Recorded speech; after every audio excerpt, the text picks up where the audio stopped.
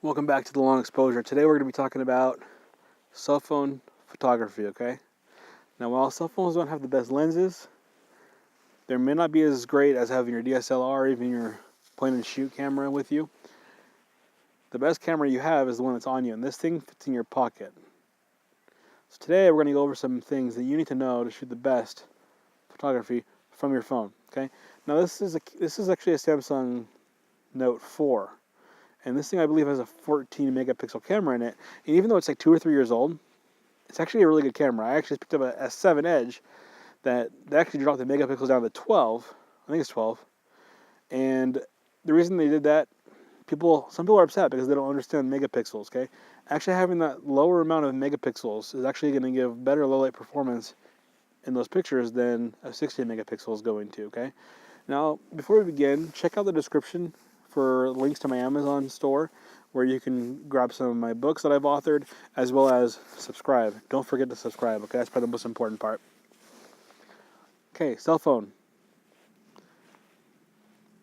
Not the best lens, but if you have it on you, you can use it. And the technology in most recent phones, especially these brand new ones, the S7s, even the iPhone 7s, great tools for photography, especially since they're so convenient that you have them on you. You can use them very, very conveniently, okay, without having to lug around a big piece of equipment with you, okay? Now, what you want to do, you always want to shoot the largest file type possible, okay? So, especially with these small sensors, where in the small lenses where you have to kind of compensate because, let's just be honest, that small lens isn't really going to do that much justice compared to a big lens. So you want to be able to capture as much data as possible. So you use the largest file type, okay? The second thing you want to always do is you can also set the ISO to auto or what you want on your cell phone. I would set that to 100 ISO or the lowest ISO possible for the lighting condition, okay? If you're just out and about and you don't have a chance to, whatever, just shoot auto. But if you want the best photos possible and you want an artistic shot, you're not just going for capturing the moment, go 100 or the lowest as possible, okay? Same as with video. Now, to the number one mistake that most people make with cell phone photos is they do not focus, okay?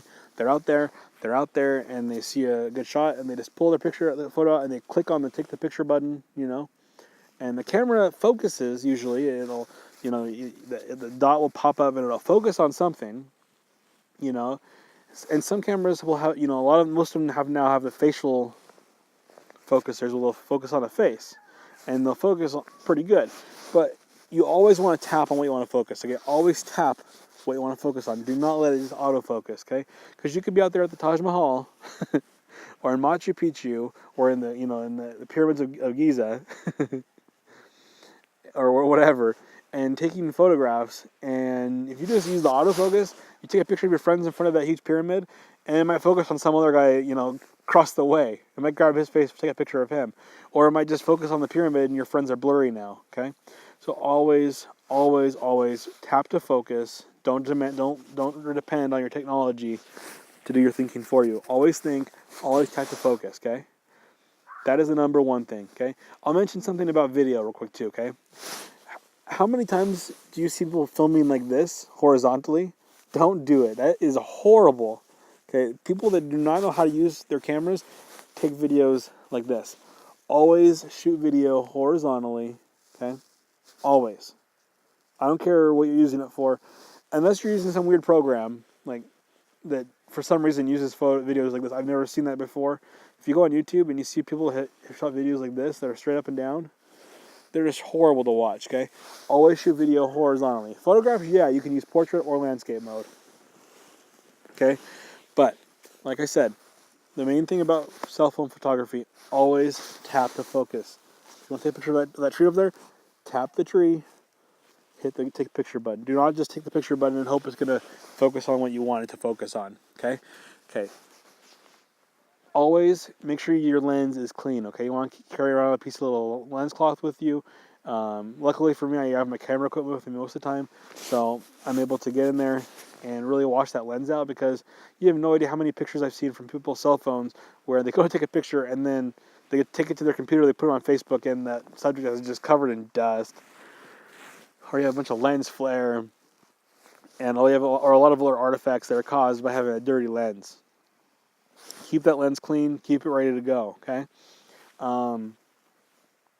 But most importantly, tap to focus. Keep your camera in good condition. Get a memory card in there. You see a lot of people that don't have memory cards in their camera. Some phones went memory cardless. I think some iPhones you still can't put a memory card in them. That's why I don't like iPhones. Whoa, that was cool. I didn't think I had signal up here. Anyways, I'm gonna turn my phone. Anyways, can't really have gloves on. So, anyways, still with the beeping sounds for a few seconds, but make sure you keep your camera full memory. Okay, there's nothing more annoying than filling your whole entire camera, your whole entire memory on your phone full of videos or pictures. First, it makes your phone really slow, and makes it so you can't put any more apps on there, and makes things a lot harder when you don't have enough memory. So I have a 64 gigabyte chip in here, which is a lot of room. I think a lot of the newer phones, I think my Samsung 7 Edge that I just got will actually hold a 128 gigabyte chip, which I'm going to get as soon as possible, because that is a lot of memory to work with, and that is a lot of space that you can fill up without having to compromise your phone's operating system and keep it, running smoothly and stuff like that. Anyway, this is just a basic cell phone photo review.